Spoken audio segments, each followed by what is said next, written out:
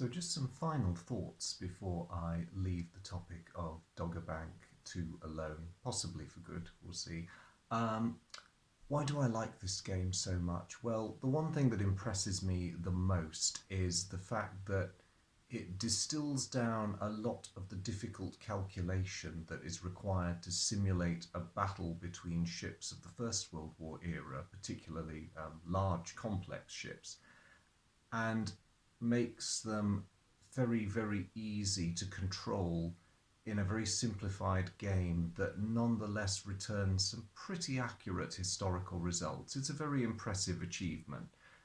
As I'd said before, this game could be completed within half an hour to an hour, depending on the size of the scenario and the forces employed, and indeed what the contending admirals decide to do with them. So getting such a difficult technical subject simplified to such a degree, I'd confidently suggest that if you could find one mad enough, a 10-year-old could play this game quite easily. You've got a wonderfully well thought out system here that has quite a good deal of replay value to it. The components, if people like gorgeous model ships and wonderful, beautiful counters, this probably won't be for them, but I find I cannot argue with the price point.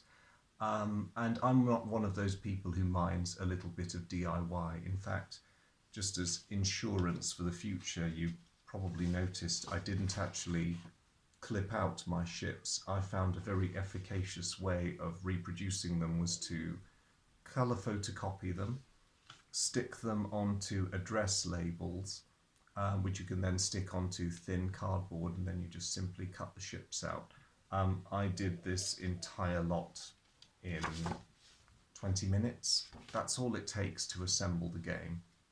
So components wise, the jury might be out on that one. Certainly not the prettiest game I've ever played, but to be honest, that matters very, very little. The final element is the rules. The rules are really, really simple. In fact, an awful lot of this is magazine articles, and it's only about 3 or 4 pages of rules with a 5th page for optional rules, so very easy to learn. You could sit down and digest this in about 10 minutes, master it in perhaps another 10. You could be playing very, very quickly indeed. Not only that, a lot of the articles in it allow for the conversion of this game system. So those of you who are lucky enough to own Avalon Hill's Jutland will find suggestions on how to use the more nuanced combat system and apply it to that venerable game.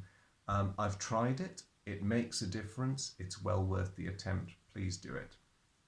So I highly recommend this game. Gary has also designed a game that covers the whole of the First World War in the North Sea in this fashion.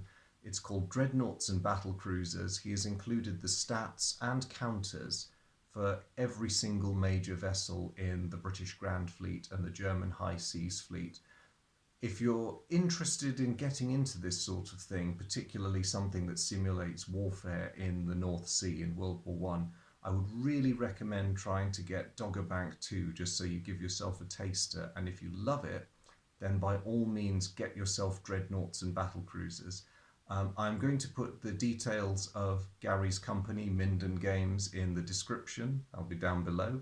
So please follow the link. You can purchase Dreadnoughts and Battlecruisers as a PDF download. It's incredibly cheap, and it will more than earn its way back in terms of the hours of interesting replay that you can get out of these games. So if you do go for it, I'd like to say you won't be disappointed. Can't make any promises, but I'm fairly certain you won't be.